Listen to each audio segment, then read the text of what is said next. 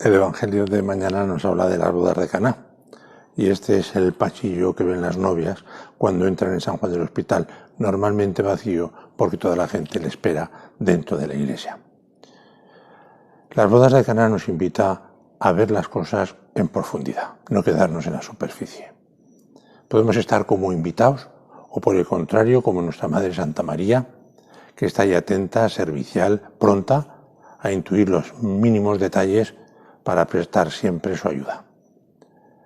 Y nos habla de las bodas de Caná, que con la presencia de Cristo se vuelven también en un signo. Para San Juan es muy importante el signo más importante es la cruz, en donde se muestra de un modo particular el amor de Dios para todos nosotros.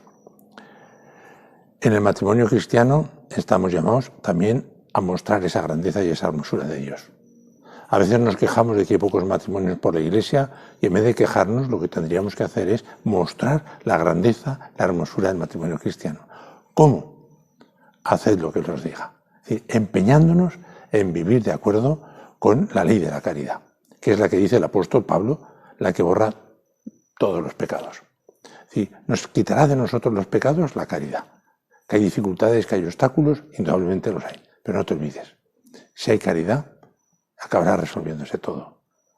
La caridad es paciente, la caridad es benigna, la caridad es magnánima. ¿Recordáis el himno ese de la caridad? Por lo tanto, que tú y yo dejemos de estar como invitados y actuemos, participemos. Y que no estemos mano sobre mano en casa, o mejor dicho, sería ahora mano sobre el móvil, sino que nos impliquemos para que de verdad nuestros hogares sean, como decía San José María, luminosos y alegres. Que Dios te bendiga y hasta la próxima. Chao. Un abrazo muy fuerte.